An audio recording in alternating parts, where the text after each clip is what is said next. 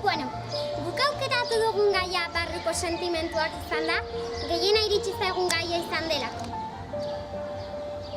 Gure ustez, barruan sentitzen dena esan behar da bakoitzaren bezala dela.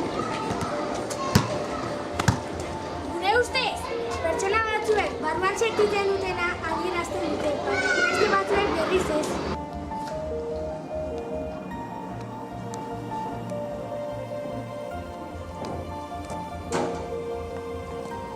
Gure ustez, barruan sentitzen dutena interpretatzen ez dutenak beldurrarengatik. Txokolate, txoko-txokolala, txoko-txokotete, txokolat-txokote, txokolate. Gure ustez, barruan sentitzen duzuna atera behar duzu. Bestela, gauzak okerrago aterako